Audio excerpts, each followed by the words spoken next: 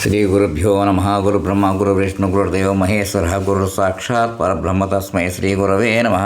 సదాశివసమారంభం వ్యాస శంకర మధ్యమాం అస్మదాచార్యపర్యంతం వందే గురు పరంపరాం.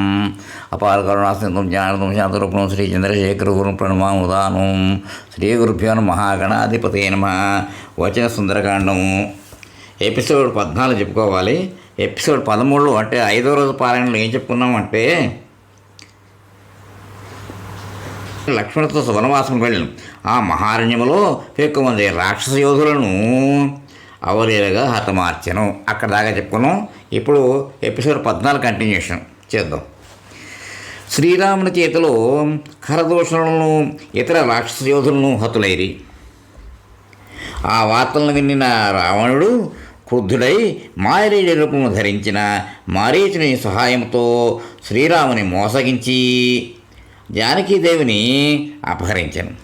రాముడు సాధ్యైన ఆ సీతాదేవిని వెతుకుచూ వనమునందు సుగ్రీవుడు వానరుని మిత్రునిగా పొందాను.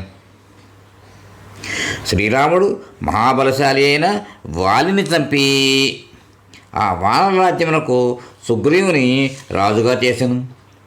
ఆ సుగ్రీవుని ఆజ్ఞ మేరకు వేల కొలది వానరులు అన్ని దిక్కులందునూ ఆ దేవిని వెతుకుతూ ఉన్నారు. సంపాతి సూచన మేరకు నేను విశాలాక్షకు ఆ సీతాదేవి నిమిత్తమై 100 యోజనలు పొడవు గల మహాసముద్రమును వేగముగా లంఘించి తిని రాముని వలన వినిన ఆ సీతాదేవి రూపమును నా మనసులో ముద్రించుకుని ఆ శుభలక్షణములతోనున్న సీతాదేవిని ఇచ్చట చూచి తిని. కపివరుడైన హనుమంతుడు ఇట్లు పలికి తన మాటలను చాలించెను. జానకీదేవియు ఆ కపివరుని వచనంలో విని ఆశ్చర్యపడిను. అతనికై నలుదిక్కులా పరికించి చూచెను. త్రికరణ శుద్ధిగా శ్రీరాముని స్మరించుచు ఆమె పరమానంద భరితురాలయ్యను. ఆమె నలుపక్కలను పైభాగములను అట్లే కిందను పరిశీలించి చూచెను. అప్పుడు ఆమె మహాబుద్ధిశాలియు సుగ్రీవుని సచివుడును ఉదయాద్రిపై బాలభానుల వలె శోభిల్లుతున్నవాడును మారుతిని గాంచెను.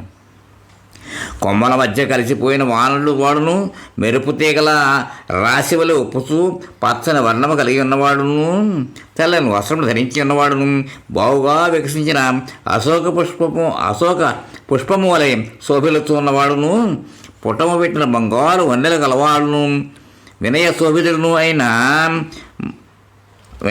శోభితుడును అయి మధుర వచనంలో పలుకుతున్న ఆ కపివరుని చూచి సీతాదేవి ఉరిక్కిపడి కుతూహలముతో పరికించి చూడసాగాను. చెట్టుపై వినయముతో ఒదిగి ఉన్న కపివరుని చూచి ఇది భయంకరము, దరికి చేరరానిది, చూడ శక్యముగానిది అని తలంచుతూ వెంటనే ఆమె స్పృహను కోల్పోయాను. సీతాదేవి భయభ్రాంత అయి దుఃఖిత అయి రామా లక్ష్మణ అని మిక్కిలి దీనముగా విలపించను. ఆ కపివరుని గాంచి ఇది స్వప్నంగా వచ్చును అని తలపోసాగాను. మరలా సీతాదేవి హనుమంతుని చూడగానే ఆమె స్పృహను కోల్పోయాను. కొంతసేపటికి ఆమె స్పృహను పొంది మరలా ఆలోచింపసాగాను. నేను వికృతాకారం గల ఒక వానరమును గాంచితి. స్వప్నంలో వానరమును చూచుట మంచిది కాదు అని శాస్త్రములు తెలుపుతున్నది. ఎవరికి ఏ ఆపద రానున్నదో తెలియదు. శ్రీరామునకును లక్ష్మణునకును మా తండ్రి అయిన జనక మహారాజుకును శుభములు కలుగుగాక. శ్రీరామునకు దూరముగానున్న నాకు నిద్రే పట్టట్లేదు కదా, ఇక స్వప్నం ఎట్లు వచ్చును కనుక ఇది కల ఏమాత్రము కాదు. ఈ వానరుడు స్పష్టమైన రూపము గలవాడై నాతో ప్రత్యక్షంగా మాట్లాడుతున్నాడు. బృహస్పతికి నమస్కారములు, మహేంద్రునికి ప్రణతులు, బ్రహ్మదేవునికి ప్రణామములు, అగ్నిదేవునికి వందనములు. ఈ వానరుడు నా ఎదుట పలికిన వచనములు తథ్యములగుగాక, అన్యథా కాకుండుగాక. శ్రీరాముని గుణములను కీర్తించి ఉన్నందున ఇతడు రాముని పక్షం వాడే అయి ఉండును. రాముని పక్షం వాడే అయి ఉండును, ఇతర పక్షములకు చెందినవాడు కాదు. సీతాదేవి దుస్థితిని చూచి సముచితమైన వేషములు గలవాడును దీనుడై ఉన్నవాడు హనుమంతుడు ఆ శింసుభా వృక్షం నుండి దిగి ఆమెను సమీపించి నమస్కరించెను. మహాతేజస్శాలియు వాయుసుతుడును అయిన ఆ హనుమంతుడు అంజలి ఘటించి శిరస నమస్కరించిన వాడై ఆ సీతాదేవితో మధుర వచనములను పలికెను. ఓ దేవి, నలిగిన పట్టు వస్త్రములు ధరించిన ఓ సాధ్వి, చెట్టు కొమ్మను ఆశ్రయించిన నీవెవరు? నీ నేతలను దుఃఖాసులు పెళ్ళగుతుండటం గల కారణం ఏమిటి? ఓ మంగళప్రదురావా, నీవు దివ్యభావనివా, అసురకాంతవా, నాగకన్యవా, గంధర్వ యోషితునవా, రాక్షస స్త్రీవా, యక్షతరుణివా, కిన్నరవారివా, నీవెవరు? రుద్రగణాలకు కానీ మరుద్గణాలకు కానీ వసుగణములకు కానీ చెందినదానవా? నాకు ఒక దేవతలే కనిపిస్తూ ఉన్నావు, ఇంతకును నీవెవరు? ఇట్లు పరిపరి విధములుగా ఆమెను గురించి అడుగుతూ నీ అవయవ చిహ్నములను బట్టి నీ సాముద్రిక లక్షణములను అనుసరించి నీ ఒక రాజకన్యవనియు చక్రవర్తికి పట్టపు రాణివనియు నేను తలంతును. రావణుని చేదండకారణ్యం నుండి బలవంతముగా పరింపబడి తీసుకుని రాబడిన సీతాదేవి నీవే అయినతో నీకు శుభమవుగాక. ఆ విషయములను దయతో నాకు తెలుపుము. నీ లోకోత్తర రూపమును, దైన్య స్థితిని, తాపస వేషమును బట్టి చూచినతో నీవు నిజముగా శ్రీరాముని పట్ల మహిషివే అని నా విశ్వాసం. సీతాదేవి హనుమంతుని మాటలు విని అతడు నచ్చిన రామ సంకేతములకు హర్షితమయ్యను. పిమ్మట ఆమె చెట్టు కింద చిక్కి చేరిన హనుమంతునితో ఇట్లనను, తాను దశరథ మహారాజు గారి కోడళ్ళని జనక మహారాజు పుత్రికను అని శ్రీరాముని భార్యను అని పలికి తాను అయోధ్యలో సమస్త భోగములను అనుభవించుతూ 12 సంవత్సరములు గడిపితనని తెలిపాను. సకల సద్గుణ రాసేన శ్రీరాముడు తండ్రి ఆజ్ఞను సంతోషముతో అంగీకరించి మేము అంటే నేను లక్ష్మణుడితో వనమునకు వచ్చింది శ్రీరామచంద్రతోటి మేము దండకారణ్యున నివసించినప్పుడు అమిత పరాక్రమశాలి శ్రీరాముని యొక్క భార్య అయిన నన్ను దుష్టరాక్షసుడైన రావణుడు అపహరించి ఇతడికి తీసుకుని వచ్చాను. రావణుడు నాకు 2 మాసములు గడువు పెట్టినాడు. అట్టి గడువు ముగియగానే నేను ప్రాణత్యాగం చేసేదను. వానరశ్రేష్ఠుడైన హనుమంతుడు దుఃఖ పరంపరతో కృంగిపోతున్న ఆ సీతాదేవి వచనములను విని ఆమెను, ఓ శ్రీరాముని దూతను, ఆ స్వామి సందేశముతో నీ కడకు వచ్చాను. శ్రీరాముడు క్షేమంగా ఉన్నాడు, నీ కుశలమును అడిగినాడు. దశరథుని కుమారుడైన శ్రీరాముడు వేదములను బాగా ఎరిగినవాడు. అంతేకాదు వేదవేత్తలలో శ్రేష్ఠుడు, బ్రహ్మాస్త్రం మొదలు వివిధ అస్త్రములందును పారంగతుడు. అతడు నీ క్షేమ సమాచారమును తెలుసుకుని కోరుతూ ఉన్నాడు. అతని అనుచరుడైన లక్ష్మణుడు వినయముతో శిరస్సు వంచి నీకు ప్రణతులు అర్పించినాడు. నరశ్రేష్ఠులైన ఆ ఇరువురు సోదరుల కుశలవార్తను విని సీతాదేవి మిక్కిరి ఆనందముతో పొంగిపోయాను.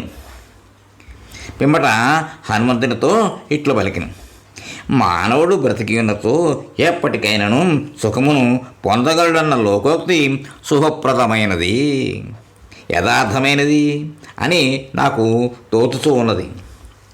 హనుమంతునిపై సీతాదేవికి నమ్మకం ఏర్పడి పరమ విశ్వాసముతో పరస్పరము సంభాషింపసాగిరి. హనుమంతుడు తన సమీపంలో వచ్చుకొలదియు అతడు రావణుడేమో అని ఆమె శంకింపసాగాను. ఈతడు పూర్తిగా నమ్మి నాకు అదనంతా వివరించి ఎంతో పొరపాటు చేసి తిని ఈ వానర రూపములు వచ్చినవాడు రావండే అని తలంచి ఆమె అశోక వృక్షం యొక్క కొమ్మను వీడి నేలపై కూర్చుండాను. మహానుభావుడైన హనుమంతుడు ఆమెను చూచి ఏమీ తోచక వెంటనే ఆ జానకి ప్రణమిల్లాను. కానీ ఆ సీతాదేవి ఆయన వైపు తిరిగి చూడలేదు. ఆమె ఆ హనుమంతుని రావణునిగా భావించి అనేక హితవచనములను పలికాను. అటు వెంబట ఓ కపివర, నీవు నిజముగానే రాముని దూత ఇచ్చటికి వచ్చినచో నీకు శుభమవుగాక. నాకు ప్రియమైన రామకథను వినిపింపు. స్వప్నమున వానరులు కనబడేతో శుభములు కలుగుటకు అవకాశం ఉండదు, కానీ నాకు శుభమే కలిగినది కనుక దీన్ని నేను స్వప్నముగా భావింపను. ఇది నాకు కలిగిన చిత్తభ్రమయ, వాత ప్రకోపమా, ఉన్మాదం వలన కలిగిన వికారమా లేక ఎండమావులేనా? నేను పూర్తిగా స్పృహ కలిగి ఉన్నాను. ఈ విధముగా సీతాదేవి పరిపరి విధములు ఆలోచించు ఆమె హనుమంతునితో ఏమీ మాట్లాడక మిన్నకొండెను. హనుమంతుడు ఆమె మనోభావం నెరింగి చెవులకు ఇంపగు మధుర వచనములతో ఆమెకి మిక్కిలి సంతోషము కలిగించడి శ్రీరామచంద్రుని గుణగణములను వర్ణించుతూ అంతవరకు సంభవించిన సంఘటనలను వివరిస్తూ రామ లక్ష్మణ సుగ్రీవులు అందరూ అనుక్షణము నిన్ను స్మరించుతున్నట్లు తెలిపాను. ఆమెతో చెప్పాడు. నిన్నెతలు చూటున్నారు అమ్మా చెప్పాడు. ఓ వైదేహి, నీవు ఈ రక్కసముఖుల మధ్య ఈ దుస్థితికి లోనెన్ను జీవించినట్టు నిజంగా గొప్ప అదృష్టమే. మహాబలశాలురైన రామలక్ష్మణులను అసంఖ్యాకమైన వానర సైన్యంతో కూడిన మహా తేజశాలేగు సుగ్రీవుని త్వరలోనే నీవు చూడగలవు.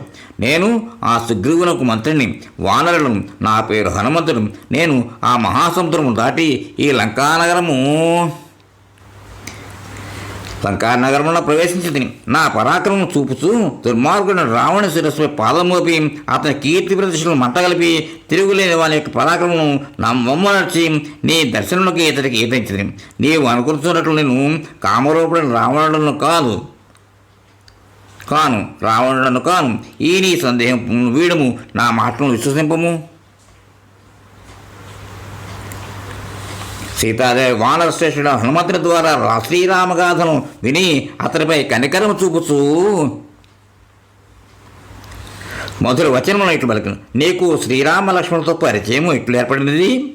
నరవానరుల సమాగమం జరిగిన తీరేమి, రామలక్ష్మణ చిహ్నములు ఇట్టివి. సీతాదేవి ఇట్టడుగా ఆ వాయుసుతుడైన హనుమంతుడు శ్రీరాముని రూపురేఖ లావణ్యములను యథాతథముగా సమగ్రంగా